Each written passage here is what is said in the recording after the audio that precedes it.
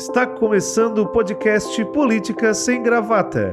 Bate-papo sem formalidades, mas com muita história de lideranças políticas de Santa Catarina. Olá! Está chegando agora mais um Política Sem Gravata aqui nos estúdios do portal Litoral Sul. E hoje nós recebemos o vereador Juarez de Jesus, ele que é morador do bairro Ana Maria e tem na veia o serviço social.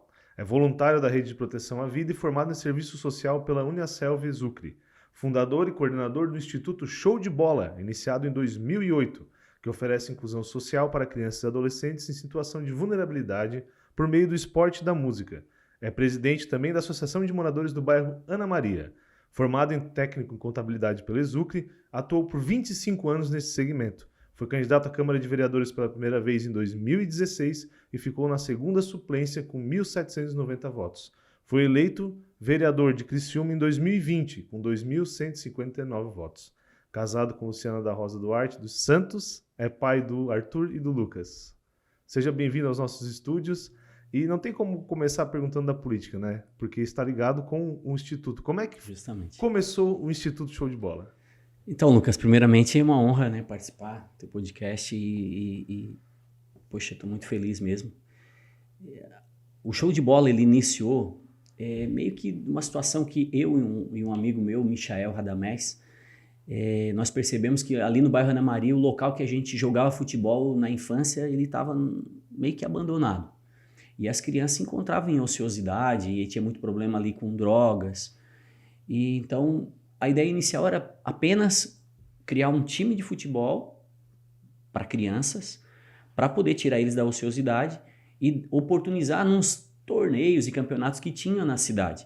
Só que quando nós começamos, Lucas, isso em outubro de 2008, no primeiro sábado tinha 20 crianças, no segundo 40, no terceiro 60.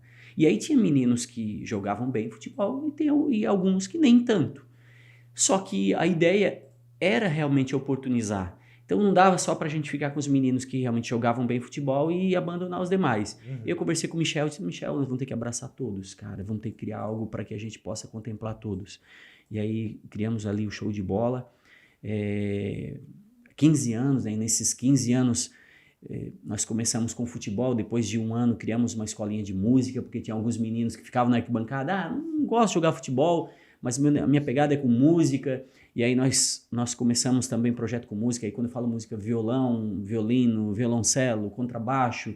Depois teve um outro período que no bairro Ceará a gente fez uma escola de tênis, de quadra, vôlei feminino. Então, nesses 15 anos, realmente a gente fez bastante atividades, né, com o Show de Bola, sempre focado nessas ferramentas também, levar a prevenção ao uso de drogas, falar sobre família, a importância da família, trabalhando realmente as questões sociais com essa garotada. E nesses 15 anos, né, como é que foi? Quais são os exemplos que tu tem hoje de pessoas, meninos que passaram pelo Show de Bola, tiveram a vida transformada? Como é que... Eu tenho vários exemplos, né, várias situações. Por exemplo, eu vou citar o David, que é o meu professor. Hoje ele é aluno do curso de Educação Física, é instrutor lá no Show de Bola. Ele começou desde o primeiro dia como aluno, depois se tornou voluntário e está há 15 anos comigo, desde aluno, agora voluntário como instrutor dos treinos, né, e professor, e estudando, apaixonado pelo esporte, apaixonado pelo projeto, né, ele faz parte da própria diretoria, né, do Instituto Show de Bola. Então isso para mim é muito bacana, o fato de ele ter recebido algo e hoje ele entender que ele também precisa passar tudo aquilo que ele recebeu. Então ele é um caso assim bem legal. E aí tem outros meninos, né, que fizeram parte e que hoje estão conosco no Show de Bola. Assim, exemplos simples, mas, por exemplo, o meu filho, o Arthur, ele tinha bastante problema de relacionamento. Era um menino tímido. E quando ele começou lá atrás, comigo no Show de Bola, quando ele tinha 10 anos, Lucas, ele começou a interagir com a garotada. E eu falo o Arthur de exemplo, mas outros meninos também tinham esse mesmo perfil. E daí o projeto serviu também para destravar esses meninos. O Arthur era tímido e começou a se relacionar com os meninos. Não gostava muito de jogar futebol, mas gostou de interagir. De e participar, e começou a desempenhar uma liderança, e hoje o Arthur é meu braço direito ali no show de bola, um menino que é uma bênção, assim, me ajuda bastante, e ele sempre fala sobre isso, que o show de bola serviu para ele, para destravar ele nessa questão da timidez, para destravar ele na questão da própria liderança dele. Então são várias situações assim que a gente vê que como faz bem o esporte, né, na vida das pessoas. Uhum. E o que te moveu, né, durante esses 15 anos a continuar esse trabalho? Eu lembro, tu trabalhava como, né, na contabilidade, fazia o show de bola, se dividia, era uma Isso. correria grande, né? Na verdade, o que me moveu e que me move até hoje, né? Até hoje, porque nós estamos com 2 núcleos, né? Um no bairro Argentina, no complexo da Igreja Abapai, e no bairro Ana Maria, ainda lá no bairro Ana Maria. O que me move realmente é ver os frutos, né? É ver um menino igual o Wesley, que estava lá no campinho de futebol e que cresceu ali, frequentava a minha casa e hoje tem uma boa profissão, entendeu que ele recebeu princípios e valores nesse projeto que serviram para a vida dele. Então, realmente isso é gratificante, né? Isso faz com que a gente não pare. As dificuldades são muitas. É difícil de recurso, voluntários. A gente sempre tem muita dificuldade, mas eu procuro fazer o trabalho sempre da forma... Eu sempre falo isso, que a gente faz na medida que Deus vai mandando suporte, vai mandando voluntários, vai mandando recurso, mas lógico que é sempre tudo muito limitado, mas a gente faz conforme as nossas pernas, conforme dá pra gente fazer. Isso é muito gratificante. E como é que foi, né? Do show de bola começasse a ter um envolvimento mais político, né? Eu lembro das políticas sociais, buscando editais e tal, não sei o quê. Depois Sim. virou presidente do bairro Ana Maria. Como é que foi esse envolvimento crescendo no Juarez? Então, Lucas, a minha chegada na Associação de Moradores já se deu porque a gente tinha dificuldade dos espaços. Ah, o centro comunitário. Eu queria fazer uma escolinha de música, mas daí o presidente da Associação de Moradores já não tinha esse feeling então social e tal, e daí acabava dificultando algumas entradas. O próprio espaço que a gente tinha algumas dificuldades. E eu achei interessante que eu pudesse entrar para a associação, e no primeiro momento foi como tesoureiro, para poder fazer parte e poder ter mais abertura. Logo em seguida, coloquei meu nome à disposição também, me tornei presidente da Associação de Moradores. E aí, realmente, as demandas aumentaram, né? Tinha um show de bola, mas eu percebia que o bairro também tinha demandas como problemas de pavimentação de ruas, reforma do centro comunitário, espaço que precisava ser melhorado na questão a própria questão esportiva ali, os espaços nossos eram limitados, então tinha muitas demandas e eu comecei a me envolver de verdade.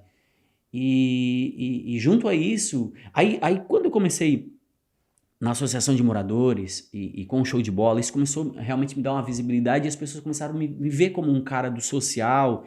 E aí comecei a me envolver com a própria rede de proteção à vida, com o CVV, com o próprio Marcelo no Ação Mais, que foi uma parceria. O Marcelo foi lá conhecer o show de bola para fazer uma ação social e eu acabei ficando pela grandeza do trabalho que o Marcelo fazia no próprio Praia Acessível, pela qual também você fazia parte, né, Sim, como sim, voluntário desse projeto, e que era algo muito bacana, e o show de bola ia também ajudando nas oficinas que ele fazia, vôlei sentado, por exemplo, para os cadeirantes, e a gente começou a se envolver em tudo isso, e eu comecei realmente ter amor, assim, pelas questões sociais, né, e a política acabou acontecendo.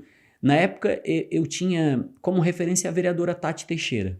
Ela que fazia ponte, ela que me levava até o Tribunal de Justiça, ela que fazia essas questões mais políticas, né? E até que chegou um momento que a Tati viu em mim uma liderança e comentou comigo: Juarez, 2016 eu não serei mais candidata a vereadora e eu vejo em ti um potencial vereador. E se tu tiver interesse em se filiar ao PSD, fica aí o convite. E aí eu fui conversar com a minha família, conversar com os meus amigos, e ver realmente se o Juarez realmente tinha esse perfil, se as pessoas realmente viam em mim esse perfil. Foi muito positivo, mas assim, algo que me impactou bastante foi quando eu fui falar com meu pai e que ele falou algo para mim assim: olha, eu acho que eu vejo que tu tem um potencial, mas eu quero te fazer um pedido. Não envergonha a nossa família.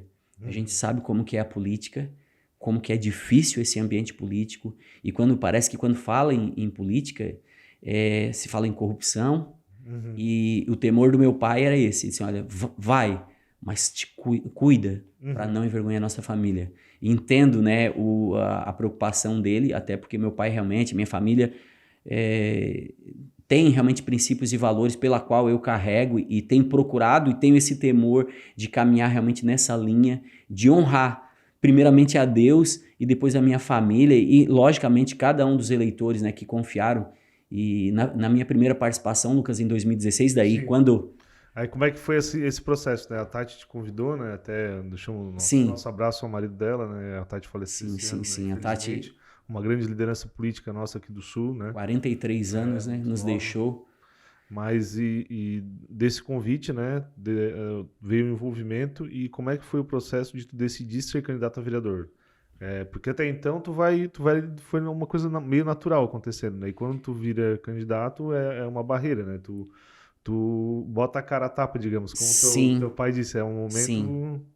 Então, eu sou cristão e eu acredito muito em Deus, Lucas. E eu não posso deixar de falar isso. Quando houve esse convite, também eu recebi algumas palavras em relação a um chamado que eu tenho para a política. Porque eu não me preparei, de verdade, eu não entrei no social para me tornar um político. Foi uma caminhada e que foi acontecendo e um dia eu recebi uma palavra. Eu estava na igreja e alguém veio e falou para mim, olha, eu tenho uma palavra de Deus para compartilhar contigo. Eu não sei de que forma, mas Deus vai te colocar num lugar de liderança no governo dessa cidade. E eu não sei se é de secretário, não sei se é vereador, não sei se é prefeito, não sei, mas Deus está falando que vai te colocar nesse lugar. E para mim foi algo assim, eu digo, não, essa profeta deve estar falando algo, ela deve ter se enganado comigo, não deve ser o Juarez. E quando ela falou isso, lógico, foi ainda antes do convite da Tati. Então, depois dessa palavra, começaram a acontecer algumas coisas, né? O próprio convite da Tati, isso começou a ganhar corpo, e eu comecei a entender que realmente aquilo era algo de Deus para minha vida, sabe? E eu não empurrei porta, as portas começaram a se abrir. Então, aí me filiei ao PSD, comecei a intensificar, logicamente, porque se existia uma palavra, eu comecei também, daí a partir dali, comecei a me preparar, comecei a conhecer como é que funcionava a Câmara de Vereadores, porque eu não sabia, Lucas, de verdade, que eu também era, como a grande maioria, que não frequentava tanto a Câmara de Vereadores, que não me inteirava tanto da política como deveria. Volto a falar, eu não me preparei no sentido de ser um vereador, de ser um político. Eu entendi que existia um chamado e a partir dali, sim, comecei a me preparar. E fui para a eleição em 2016, eu fiz 1.790 votos para alguém de bairro, sem poder aquisitivo, que a gente sabe que a política ela é cara, né? Os candidatos investem muito dinheiro e eu fiz uma campanha super barata e fazer 1.790 votos, eu tenho certeza que proporcionalmente eu fui o vereador, o candidato mais votado na cidade de Criciúma. Pelo que eu gastei e os votos que eu fiz. Foi 1.790 votos. Nessa ocasião eu fiz 525 votos na minha comunidade e isso me alegra muito porque é a comunidade pela qual, aonde eu moro, reconhecendo o meu trabalho, sabe? Lógico que foram 1.790 votos, eu tive voto pela cidade inteira, mas um reconhecimento do bairro eu achei muito bacana. Foram 525 nesse primeiro momento. E essa campanha foi quando teve a coligação com o PSB? Justamente, muito bem lembrado. Vice, muito bem lembrado. Cleiton Salvara, candidato a prefeito. Nós tivemos desgastes enormes, sabe, Lucas, né? Aí o Cleiton se colocava como Salvaro, e aí o nosso material atrasou. Eu não tinha grana para fazer o meu material, dependia do material que era fornecido pelo partido, e o partido naquele impasse tira o material. O Cleiton colocou o nome como Salvador, depois teve que tirar o material novamente, aí depois pro final o Cleiton acabou declinando, desistindo, e aí teve todo um problema em relação a isso, e queira ou não, os vereadores que estavam né? A nossa nominata acabou sofrendo também com toda essa dificuldade, né, no caminho que nós encontramos. Porque quando vocês chegaram, o comitê, né, estava trancado. O que aconteceu? O que aconteceu? O Cleiton desistiu da candidatura. Como é que foi esse impacto, né? Que foi para quem não lembra, na campanha, né, não se sabia se o Clésio Salvaro seria candidato ou não. Então saiu o Cleiton Salvaro com a Tati, né, numa das chapas. O Márcio Burgos, se não me engano, na outra, né? Márcio Burgo. Isso. E aí, no fim das contas, o Clésio conseguiu ser candidato. E aí o Cleiton desistiu. E foi uma desistência de uma hora para outra, né? Sim, sim. Porque até então ele continuou um período como candidato e ninguém esperava que ele fosse desistir. Como é que foi esse impacto para vocês que eram candidatos, né? Que estavam na rua, tal, conversando? A gente via na caminhada o Cleiton levando assim com muita dificuldade, mas logicamente que eu não esperava, que eu acredito que acho que faltava aí em torno de 10 dias para chegar até o final. Ele acabou declinando, e aí para a Tati foi horrível, lembro, foi muito difícil. E para nós, né, para nominados de vereadores foi super complicado, a gente ficou meio que desamparados, e realmente foi um baque. Tenho certeza que talvez se ele tivesse ido até o final seria diferente, talvez aquela coligação tivesse realmente, eu mesmo pudesse chegar, porque chegou muito próximo da votação que eu precisava, né? Eu fiquei na condição de segundo suplente, fiquei 18 votos atrás da Solange Barp, que era secretária de assistência social, né, do governo do Márcio Búrigo, né? E fiquei 170 votos atrás do vereador eleito do PSD, que era o Zário Casagrande. Então, para nós, realmente foi muito desgastante aquela situação. E depois com a votação, né? Quando veio, como é que foi que tu recebeu 1.700 votos? Tu esperava, não esperava? Como é que foi? Já falou que, né, que foi bem votado. Como é que foi? Sim, olha, para mim foi uma das experiências mais fortes assim da minha vida, porque quando coloca o nome à disposição, Lucas, tu não sabe. Tu tem um sentimento.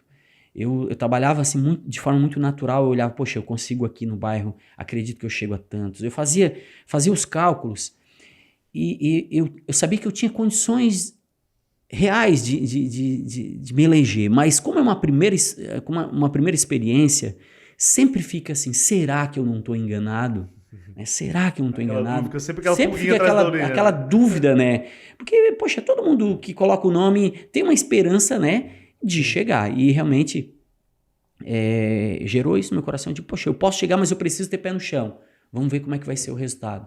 Quando começou a abrir as urnas, né, que eu vi no meu bairro 525 votos, e interessante que a votação começou a abrir pela Próspera, e 65% da apuração eu me encontrava entre os vereadores eleitos.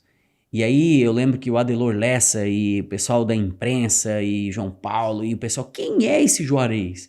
Quem é esse Juarez? A gente não conhece esse Juarez. E aí o pessoal que estava dando entrevista e ajudando ali fala, não, mas o Juarez tem um trabalho na comunidade, o Juarez tem um projeto show de bola, mas realmente no meio político eu era anonimato, né?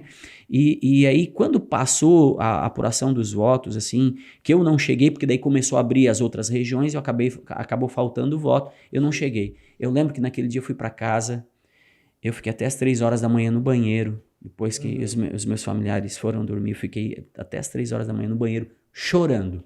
E era 2 sentimentos, de alegria e de tristeza. De alegria, porque foi 1.790 votos. Eu começava a pensar, nossa, quanta gente que acreditou em mim. Mas dava um sentimento de tristeza porque faltou muito pouco.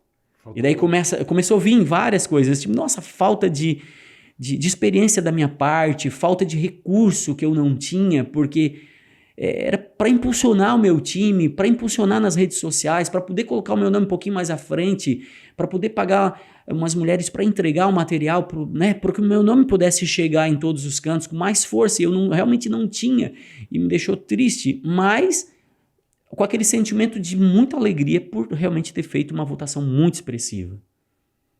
E como é que foi, né, ali naquele momento, no outro dia seguinte, tu já decidiu que ia trabalhar para a próxima candidatura? Como é que foi o processo da próxima eleição, né? Isso foi muito natural, porque como eu já trabalho e o meu trabalho sempre foi o mesmo.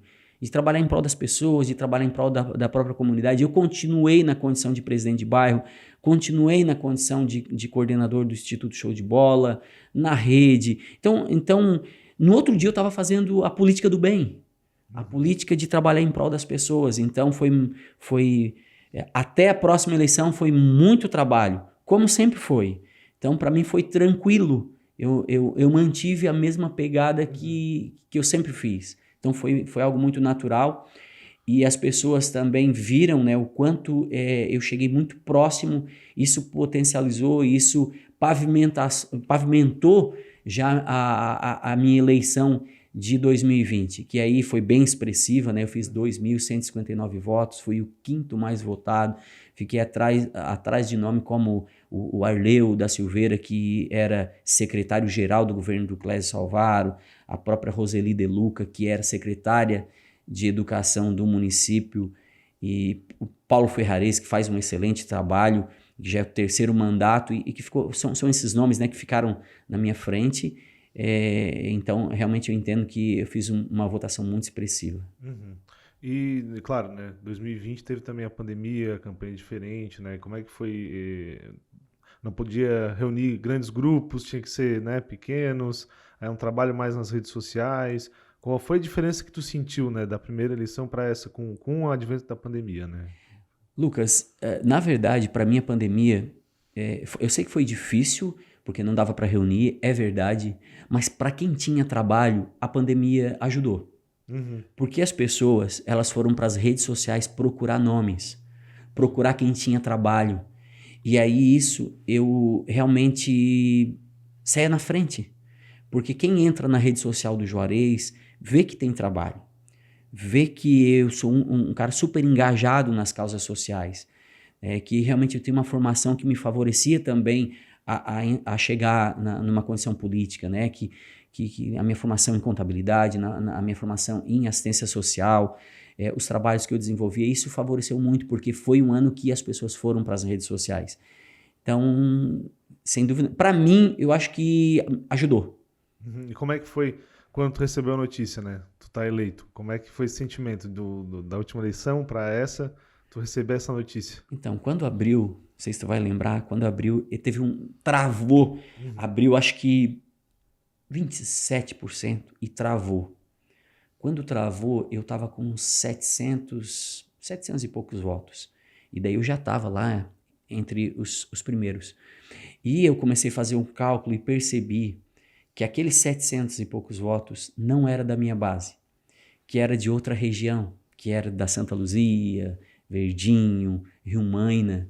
E eu comecei a fazer cálculo da Próspera. Eu digo, tá faltando a Próspera. E eu me deixou numa condição muito tranquila, já quando abriu o primeiro momento, eu comecei a ver que eu estava eleito. No primeiro momento. Não sabia como que eu ia chegar, mas eu tive esse sentimento. E aí, quando destravou, e ficou, né? O pessoal foi tudo lá para casa, casa lotada. Eu acho que já era 11 horas da noite. Aí teve uma amiga minha que foi até uma lanchonete ali perto da nossa casa, pediu um x-salada, tava todo mundo com fome, assim, não, vamos pedir x-salada para todo mundo. E ela foi para lá e daí saiu ali num portal ali da cidade a lista dos vereadores, acho que naquele momento tinha destravado, e ela chegou berrando que eu cheguei em quinto. E aí, foi uma festa. Carreata.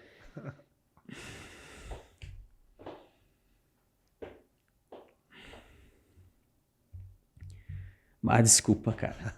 Mas foi muito legal. O resultado de uma luta de anos, né? Ali vem muito sentimento de trabalho, de confiança numa palavra que eu tinha, sabe? De ver que realmente as promessas de Deus, elas se cumprem quando a gente acredita. E fiquei muito feliz mesmo com os meus amigos, com as pessoas que acreditaram no meu trabalho. E isso me gera um peso de responsabilidade muito grande, sabe, Lucas? Porque, lógico que eu não quero errar, e esse é o meu temor todos os dias. de não querer errar, de querer fazer o certo, de trabalhar muito, de representar não só essas 2.159 pessoas, mas todo cidadão criciumense. E, poxa, eu estou muito feliz assim, com esse tempo que eu estou vivendo. As pessoas me perguntam, Juarez, qual a tua projeção, o que tu pensa? Tu vai para a reeleição? Eu acredito que sim. Mas tu vai ser deputado. A gente vê, tu tem vontade de ser um prefeito. Eu digo, olha, o que eu acredito é o seguinte, Eclesiastes capítulo 3 diz que há tempo certo para todas as coisas. E a minha confiança tem sido nele. Então, o que vai ser, vai ser. Eu tenho trabalhado bastante e descansado em Deus. O que for para ser, para o futuro, vai ser. E depois da eleição, festa, daí dia 1º tem a diplomação, depois dia 1º de fevereiro, né? Assume. Como é que foi quando tu assumiu? Tu sentou na cadeira, agora é a hora de trabalhar. Como é que foi esse sentimento?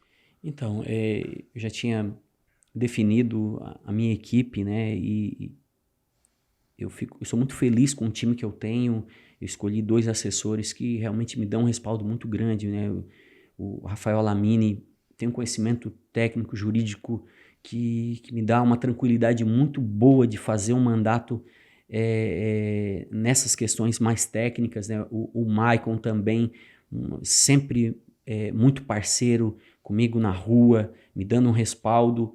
Então, lógico, quando chega na Câmara, é tudo muito novo, a relação com os colegas, né? Como que vai ser, existia toda uma expectativa, né, de como que vai ser essa relação, e graças a Deus eu tenho mantido uma relação muito boa com os meus pares, né?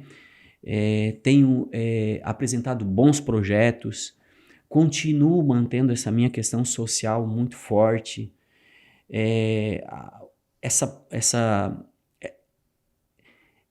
Como é que eu vou te dizer? Essa minha participação social acaba abrindo várias instituições, têm nos procurado, têm colocado pautas importantes, principalmente a questão do autismo, tem trabalhado bem forte, criado leis que têm ajudado muito essa demanda assim, que é tão importante. Recentemente recebi uma associação que trabalha também com a fibromialgia, com a própria síndrome de Crohn, e as demandas acontecem naturalmente, sabe? E lógico que eu não entendia como que ia ser isso, mas é muito tranquilo, porque as pessoas começam a ver a movimentação, começam a dar feedbacks de ideias, e que daí surgem as propostas de lei, os requerimentos. Então eu estou muito feliz assim, com o que a gente tem apresentado até aqui. E quais as leis, né, que tu conseguiu aprovar, né, que tu destaca? Quais que tem mais destaque? Que tu pode falar um pouco desses Sim. 3 anos de mandato? Em 2018 eu tive uma pequena participação na Câmara, e em 2 meses eu aprovei 2 projetos de lei. E um deles é um projeto muito simples, mas como eu trabalhava de voluntário na Rede de Proteção à Vida e no CVV, eu chamei o Almir, chamei toda a equipe e digo, gente, o que precisa fazer para a gente tentar diminuir os casos de suicídios na cidade? Tem que fazer lógico que tinha uma política pública que o próprio município já faz, mas realmente a demanda era alta, e eu queria fazer algo nesse sentido. E o Almir sempre falou que existia uma dificuldade de divulgação dos trabalhos da rede, dos trabalhos do CVV, e eu fiz um projeto muito simples, que era colocar placas informativas nos parques e nos terminais com o número do CVV, numa condição de acolhimento. Fica um boneco, tipo uma placa de trânsito, com um boneco mostrando acolhimento, informando o número do CVV, o número da rede, o número da polícia militar. Eu já tive feedback de pessoas que falaram assim, Juarez, eu estava num momento de crise, eu não sabia o que fazer, eu estava no parque e eu olhei para aquela placa e eu liguei para o CVV. Para mim basta. Essa lei, só essa pessoa ligou para o CVV no momento que ela estava em aflição, já valeu a pena, algo muito simples. Mas nesse período eu fiz eu coloquei uma outra lei que isentava o idoso e a pessoa com deficiência da vaga do estacionamento rotativo aqui de Criciúma. Por quê? Não era pelo R$2, mas tu dá dignidade para essas pessoas. É muito difícil tu se deslocar, por exemplo, um idoso que ia até uma clínica de fisioterapia, um autista nível 3, que o pai chega numa vaga e teria que deslocar com esse autista até uma clínica e ter que ir atrás do monitor por causa de R$ 2.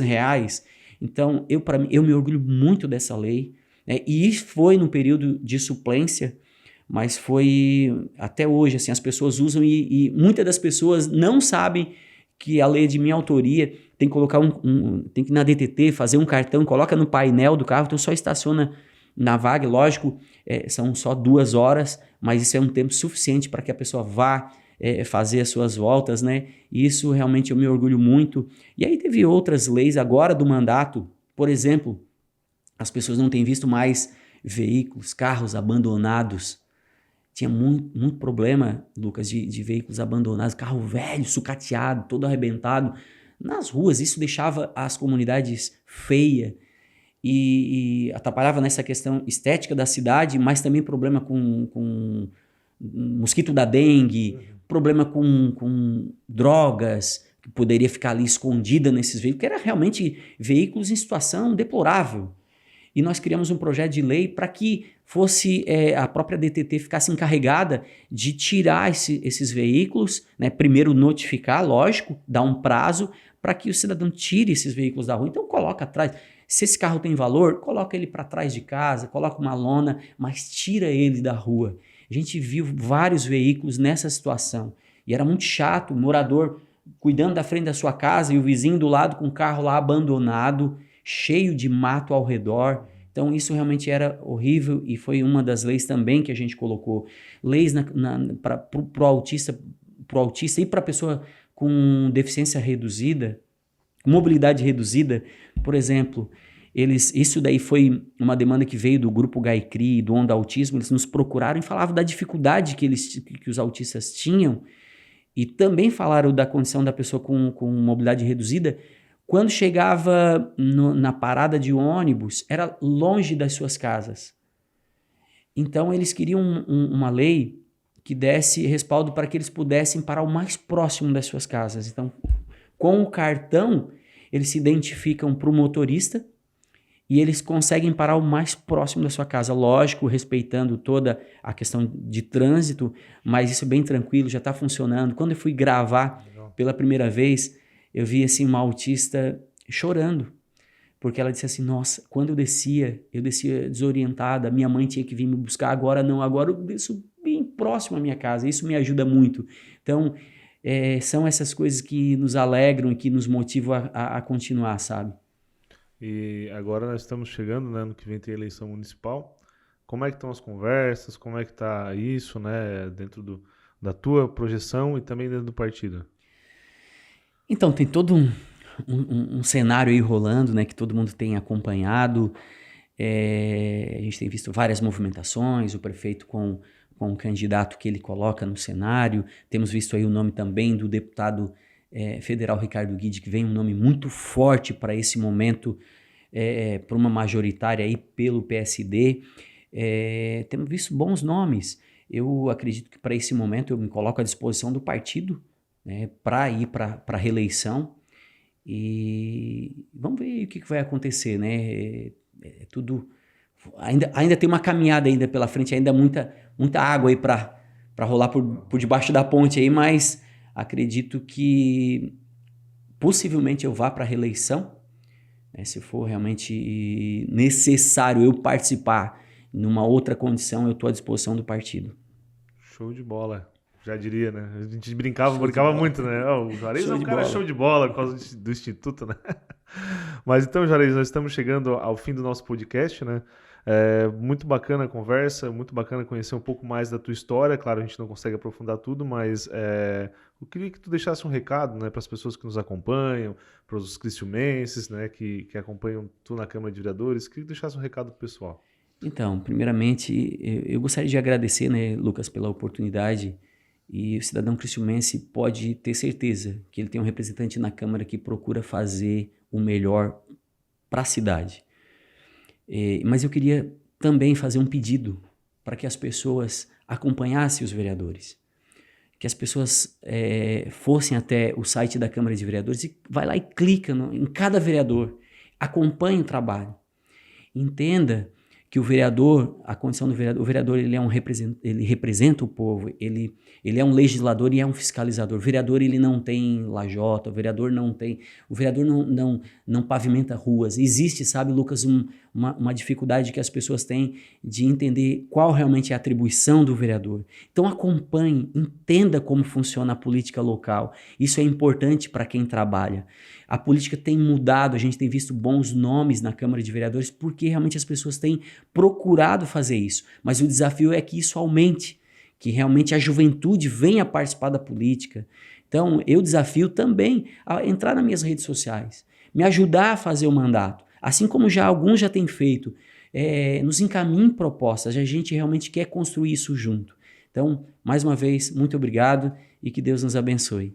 As nossas redes sociais é Juarez de Jesus? Vereador Juarez de Jesus. Show de bola, fica aí a dica então, acompanhe Vereador Juarez de Jesus, acompanhe as sessões da Câmara de Vereadores que acontecem nas segundas e na terça-feira. Na terça-feira às 17 horas. Isso aí. E também tem transmissão ao vivo pelo YouTube, né? Justamente. No YouTube, canal da Câmara de Vereadores, um trabalho bem bacana da comunicação. Tá certo então? Chegamos ao final de mais um Políticas Sem Gravata e até a próxima. Você acompanhou o podcast Políticas Sem Gravata. Apresentação, eu, Lucas Colombo, com trabalhos técnicos de Jonathan Vitor. Portal Litoral Sul, informação que transforma.